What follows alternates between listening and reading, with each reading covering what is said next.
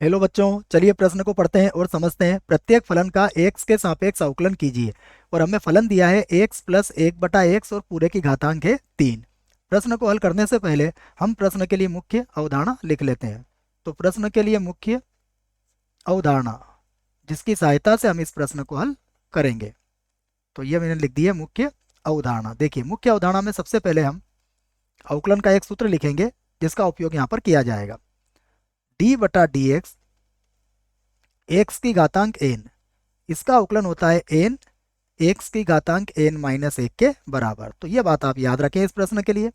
उसके बाद प्रश्न को देखने से हम ये कह सकते हैं कि यहाँ पर हमें एक बीजगणित का सूत्र भी याद रखना पड़ेगा, जो होता है a प्लस बी की घातांक 3। ये होगा a की घातांक 3, फिर b की घातांक 3, फिर ये होता है प्लस 3a का वर्ग गुणा b, और प्लस होगा 3a और b का वर्ग। ये मैंने दोनों ही बातें यहाँ पर लिख दी है।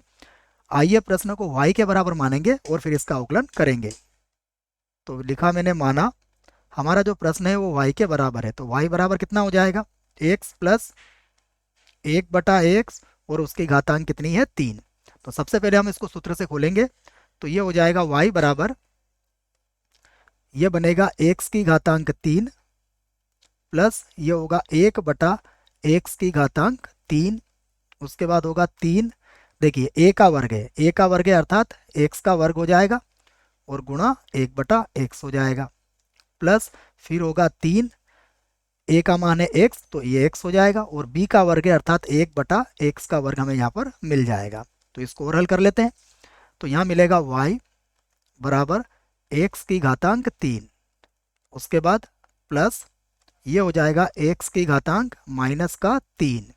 यहाँ पर x से x कट जाएगा तो ये होगा प्लस का 3x, और यहाँ पे जब x से x काटोगे तो ये हो जाएगा प्लस का 3, और x की घातांक हो जाएगी -1।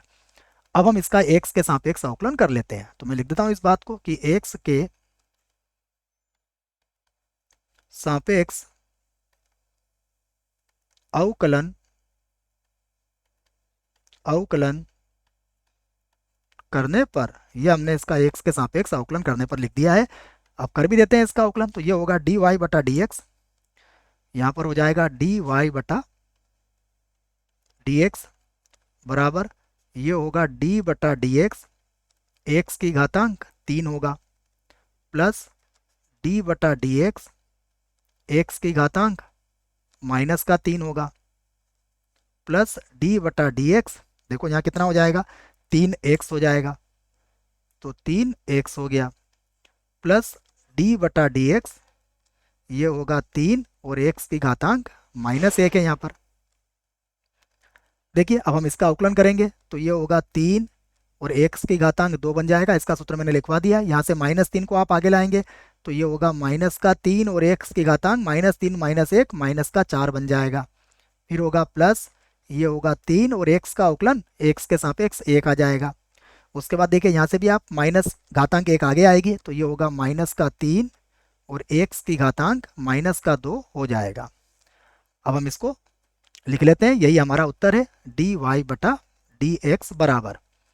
हम इसको इस प्रकार से लिखेंगे, ये होगा 3 x का वर्ग, ये होगा -3, और इसको हम लिख सकते हैं बटे में x की घातांक 4 जो धनात्मक हो जाएगी।